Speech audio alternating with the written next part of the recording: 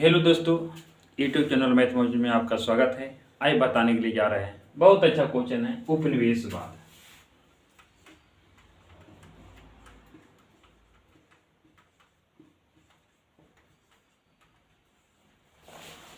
उपनिवेशवाद बताने के लिए जा रहा है। देखो, सबसे पहले उपनिवेशवाद किसे कहते हैं? उपनिवेश, उप का अर्थ होता है ऊपर, और निवेश मतलब स्थान, जिसके ऊपर तुम निवेश किया उपनिवेशवाद कहलाएगा। जैसे में तुम लोग को पता होगा कि 15 अगस्त 1947 ईस्वी को हमारे देश 15 अगस्त 1947 ईस्वी से पहले हमारे देश भारत अंग्रेज का गुलाम था।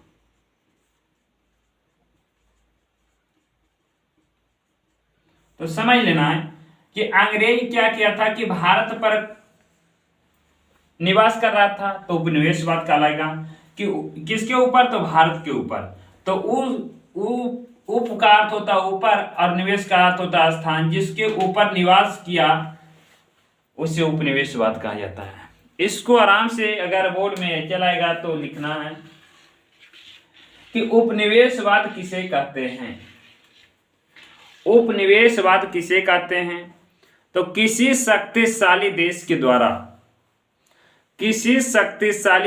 द्वारा कमजोर देश पर कब्जा करके उसके संसाधनों को अपने हित के लिए उपयोग करता है, उसे उपनिवेशवाद कहा जाता है। सबसे पहले कि किसी भी देश के द्वारा कमजोर देश पर, तो समझो कि भारत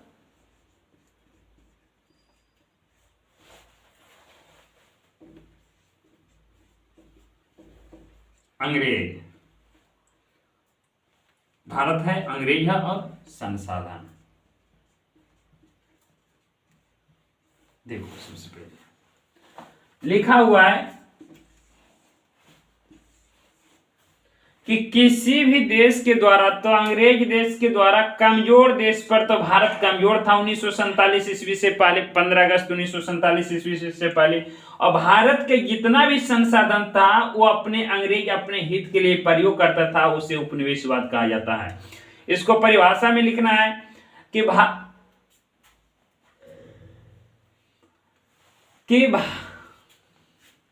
किसी शक्तिशाली राष्ट्र के द्वारा, आराम से लिखना है, किसी शक्तिशाली राष्ट्र के द्वारा कमजोर देश पर कब्जा करके उसके संसाधनों को अपने हित के लिए उपयोग करता है, उसे उपनिवेशवाद कहा जाता है।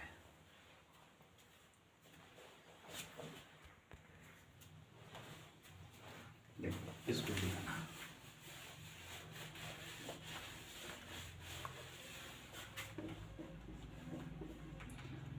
किसी शक्तिशाली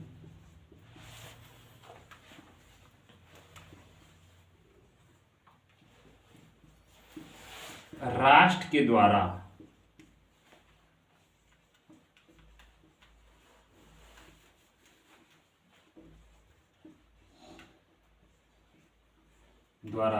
कमजोर देश पर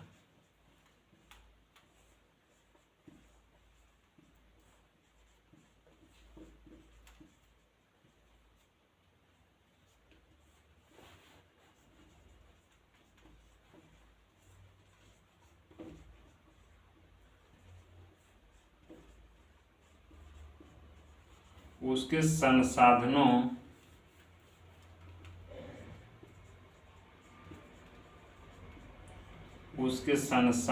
को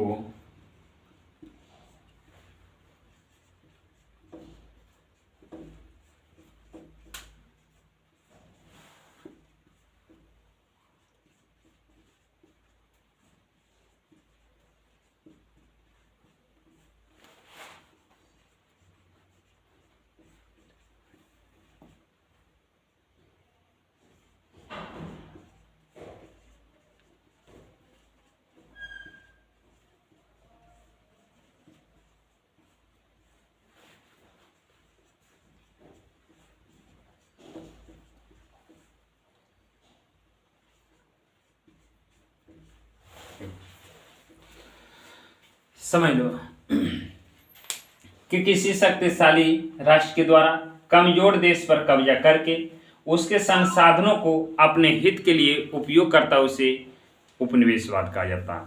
कि किसी शक्तिशाली राष्ट्र के द्वारा कमजोर देश पर कब्जा करके उसके संसाधनों को अपने हित के लिए उपयोग करता है, उसे उपनिवेशवाद कहा जाता है।